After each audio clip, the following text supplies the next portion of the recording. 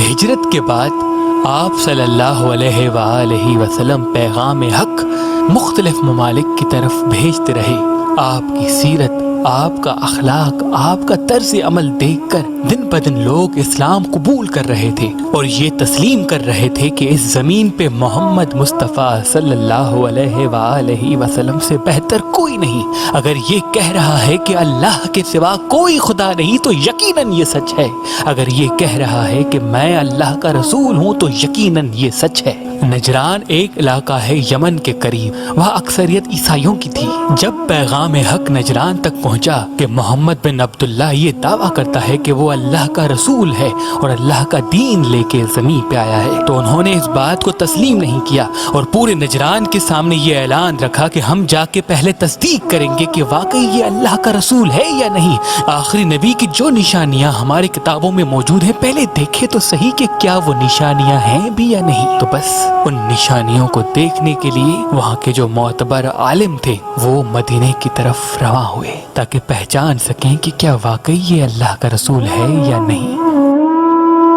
ان کی کتابوں میں جو آخری رسول کی نشانیاں تھیں ان میں پہلا شرط یہ تھا کہ جو آخری پیغمبر آئے گا وہ سادگی پسند کرے گا، مہنگے اور اچھے لباس پہننا، مہنگی چپل پہننا ان کو پسند نہیں ہوگا، اور دوسری کہ وہ مہمان نواز ہوگا، کوئی بھی اس کے پاس جائے گا تو اس کو اپنے ساتھ بٹھائے گا، اور تیسری ان کا کوئی محل نہیں ہوگا، اور چوتھی کہ ان کے گھر والے بھی ان کی طرح سادگی اختیار کریں گے، یہاں تک کہ ان کے پاس بھی پہننے کے لیے اچھے کپڑے تک نہیں ہوں گے۔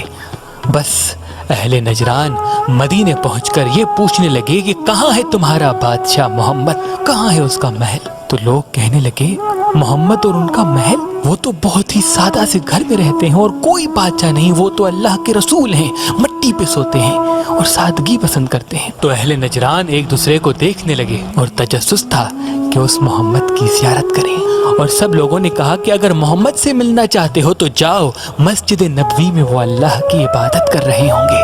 تو اہل نجران مسجد نبوی میں آئے، دیکھا کہ حضور صلی اللہ علیہ وآلہ وسلم کے پھٹے ہوئے کپڑے جو اتنی جگہوں سے سیے ہوئے تھے جس کو کوئی بھی تاریخ لکھنے والا بیان نہیں کر سکتا، اور ان کے چہرے پہ وہ نور، وہ روب کہ وہ حیران رہ گئے۔ بالآخر وہ قریب آئے اور کہنے لگے کہ محمد تم ہو؟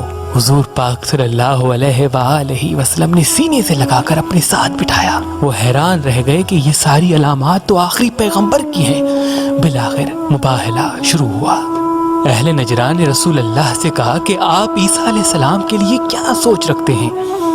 حضور پاک صلی اللہ علیہ وآلہ وسلم نے کہا کہ عیسیٰ علیہ السلام اللہ کے نبی تھے، اور جو پیغام حق اللہ کی طرف سے انسانوں کے لیے لے کے آئے میں اسی پیغام کو آگے بڑھانے کے لیے آیا ہوں۔ تو انہوں نے کہا کہ عیسیٰ تو اللہ کے بیٹے تھے کیونکہ وہ بغیر باپ کے زمین پہ آئے تھے۔ تو حضور پاک نے مسکرا کے کہا کہ اس حساب سے تو آدم علیہ السلام زیادہ خدائی کے حقدار ہیں کیونکہ ان کا تو نہ باپ ہے نہ ماں۔ وہ خاموش رہ گئے۔ بالآخر 3 دن تک یہ مباہلہ چلتا رہا، قرآن کی مختلف آیتیں نازل ہوتی رہیں، لیکن اہل نصران اس بات پہ ضد کیے ہوئے تھے کہ آپ عیسیٰ کو خدا مانیں ورنہ آپ اور آپ کا دین جھوٹا ہے۔ تو بس قرآن کے سورہ آل عمران کی اس آیت کا نزول ہو گیا کہ حق واضح کرنے کے بعد بھی اگر یہ تسلیم نہ کریں تو اے رسول کہہ دو کہ یہ اپنے بچے لائیں اور ہم اپنے بچے لائیں گے، یہ اپنی عورتیں لائیں اور ہم اپنی عورتیں لائیں گے، اور یہ اپنے مرد لائیں اور ہم اپنے مرد لائیں گے، جو جھوٹے ہوں گے ان پہ اللہ لعنت کرے گا۔ اہل نجران ہنسنے لگے اور کہنے لگے کہ جو ہم یہاں موجود ہیں، کسی نے 70 سال عبادت کی ہے، کسی نے 100 سال عبادت کی ہے، ہم تمہارے نبی کے لیے بد دعا کریں گے، تمہارا نبی نیست و نابود ہو جائے گا۔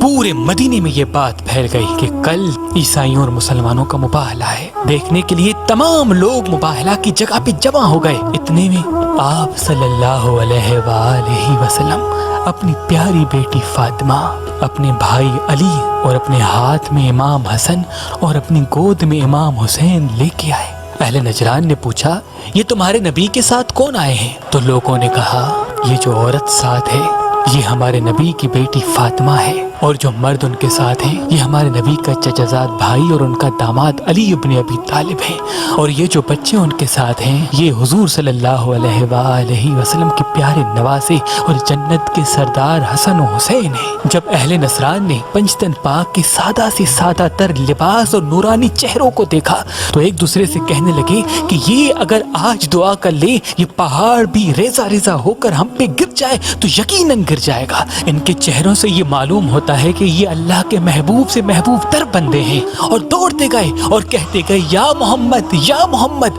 ہمارے لیے بد دعا نہ کرنا، ہم تسلیم کرتے ہیں تم اللہ کے رسول ہو، ہم مانتے ہیں کہ تم حق کا دین لائے ہو، اور کسی کو نہیں روکیں گے کہ کوئی بھی دین اسلام قبول نہ کرے۔ اور اللہ اکبر کی صداؤں سے میدان گونج اٹھا۔